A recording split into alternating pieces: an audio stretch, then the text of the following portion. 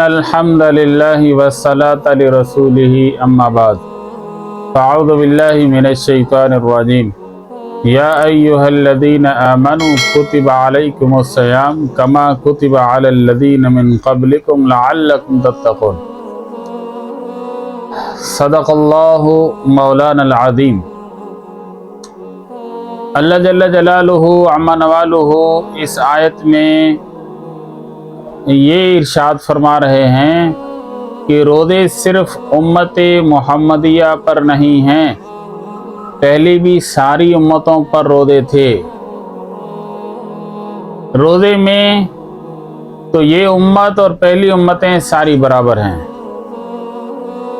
صرف فرق اتنا ہے کہ سب سے کم روزے اس امت پر فرض ہیں، سب سے چھوٹے روزے اس امت پر فرض ہیں، یہ ایک فرق۔ اور دوسرا فرق ہے تراویح کا، کہ پہلی امتوں کے لیے یہ تراویح والا تحفہ نہیں تھا، اور اس امت کے لیے اللہ نے روزوں کے ساتھ تراویح کا تحفہ بھی عطا فرمایا۔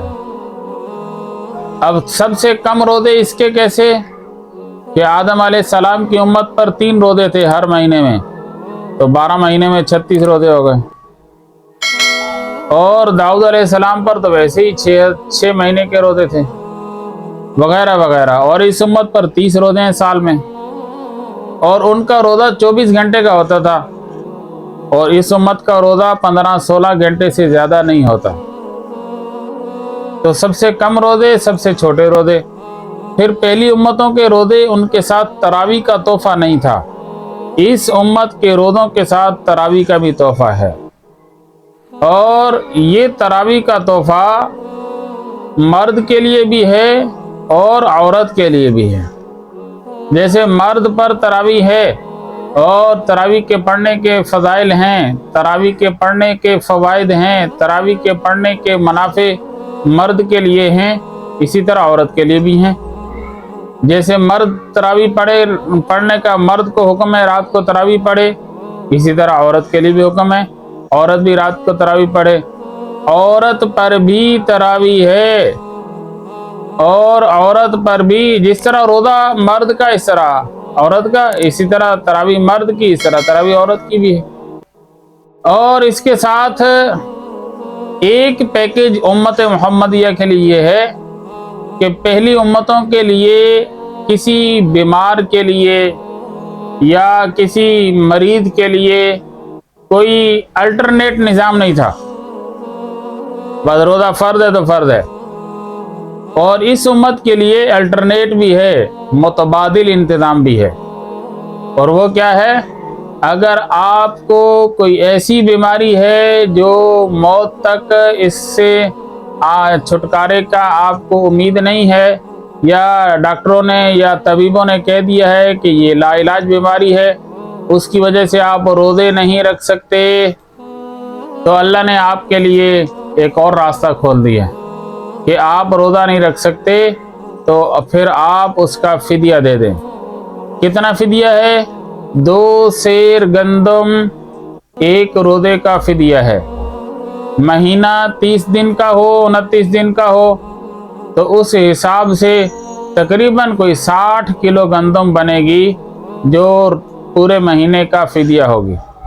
اور یہ 2 سیر گندم کی قیمت آپ اپنے اعتبار سے، اپنے علاقے کے اعتبار سے کریں گے۔ اس زمانے میں کراچی کے اندر جو 2 سیر کی قیمت بن رہی ہے وہ تقریباً 300 کے قریب بن رہی ہے۔ اسلام آباد میں جو ہے وہ بھی تقریباً 300 کے قریب بن رہی ہے۔ اور ایسے ہی جو چھوٹے دیہات ہیں جہاں گندم بہت زیادہ ہے، وہاں پر جو ہے وہ سستی ہوگی، 250-200 کے قریب بھی ہوگی۔ 2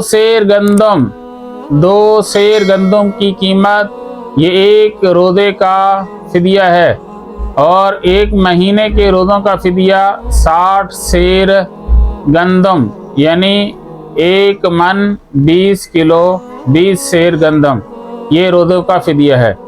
تو یہ کتنے پیکیج؟ ایک پیکیج یہ کہ روزے سب سے تھوڑے اس امت کے لیے، سب سے چھوٹے اس امت کے لیے، اور روزے کے ساتھ رات کی عبادت بھی اس امت کے لیے، اور جو مریض ہیں، جو لا علاج ہیں اور وہ روزہ نہیں رکھ سکتے، ان کے لیے پیکیج یہ ہے کہ وہ فدیہ دے کر بھی اللہ کے ہاں کامیاب اور کامران ہو سکتے ہیں۔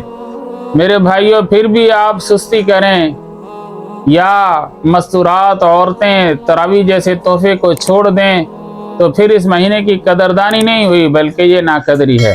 اللہ مجھ کو اور آپ کو عمل کرنے کی توفیق عطا فرمائے۔